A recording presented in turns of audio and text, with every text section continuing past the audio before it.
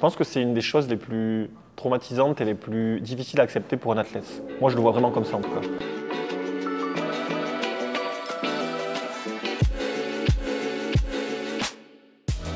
Joueur de tennis professionnel français, je suis classé 31e au classement mondial en double. Je suis originaire de Toulouse et je vis à Toulouse. Et je suis sur le tournoi de Bordeaux, qui est un tournoi de préparation à Roland-Garros. À partir du moment où tu commences à jouer professionnellement, tu actes que tu vas passer ton temps à voyager. Cette année, par exemple, on a joué en Australie, on a joué en Nouvelle-Zélande, on est parti un mois en Amérique du Sud, puis aux États-Unis. Donc, c'est vraiment le propre du joueur de tennis de voyager partout, quoi. Donc, une saison, c'est à peu près 35 semaines à l'étranger. Donc, tu passes 5 à 10 semaines chez toi, mais ça fait partie du job, quoi. Soit tu aimes ça, soit tu n'aimes pas ça, mais dans tous les cas, tu dois le faire, tu vois.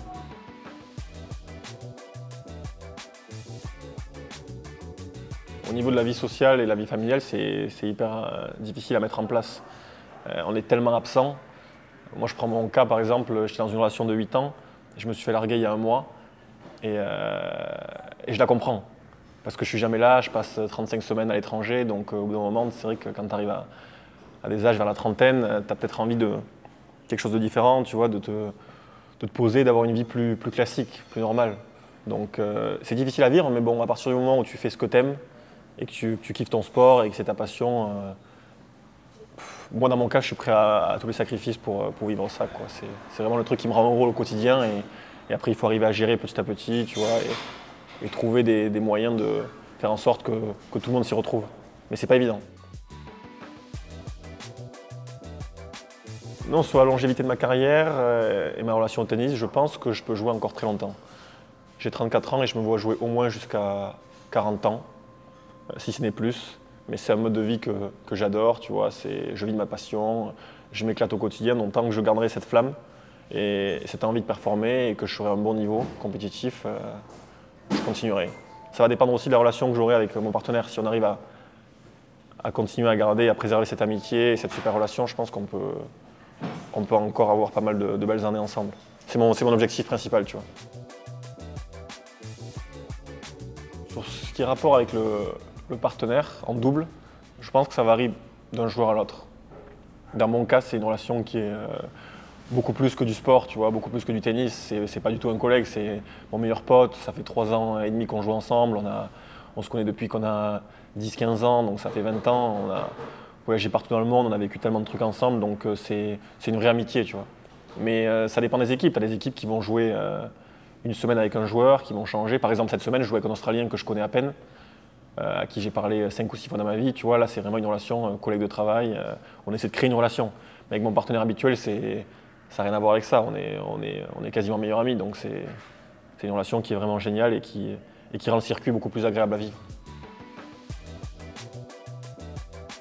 La différence entre le double et le simple, c'est que la charge mentale est moins importante en double. En tout cas, moi je le perçois comme ça. C'est un peu à double tranchant dans le sens que en double, tu partages les peines et tu partages les victoires.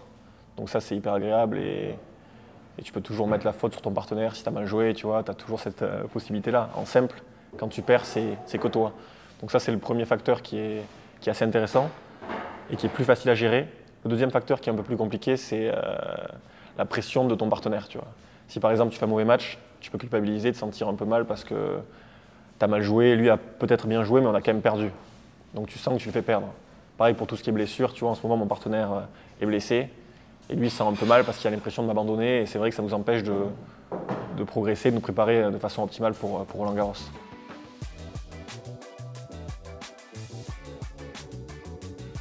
Il y a une vraie attente, c'est le tournoi que j'ai regardé quand j'étais petit, j'ai rêvé de le jouer forcément, même si j'adore les autres tournois, mais bon, il y a quand même un lien affectif qui est un peu particulier. J'ai des souvenirs d'être chez ma grand-mère, tu vois, un dimanche et de regarder la finale avec Kurten, avec des joueurs légendaires. Donc chaque fois que je retourne dans ce stade, ça me fait quelque chose. Ça, c'est sûr que c'est pas un tournoi, tu vois, lambda ou comme tu jouerais à Indian Wells ou Miami ou à l'Open Australie. Pour moi, il y a quand même un lien qui est particulier et ça met une extra pression, mais c'est que du plaisir, tu vois. Ça va être la 5e fois que je le fais et je le vois comme une super expérience et comme un moment de kiff total, tu vois. Non, sur les objectifs pour Roland-Garros, on a fait 8e de finale l'an dernier. Cette année, on a un très bon niveau. On est 6e équipe mondiale depuis le début de la saison, donc il nous manque un gros résultat. Donc là, ce serait de faire au moins une demi-finale, tu vois, si ce n'est plus. Sachant qu'on est dans la course pour les Jeux Olympiques. Roland-Garros est le dernier tournoi qualificatif pour les Jeux Olympiques, donc tout va se jouer là-bas. On sait que si on fait un gros résultat et qu'on arrive à performer et faire une finale, on a une grande chance de participer au JO à Paris.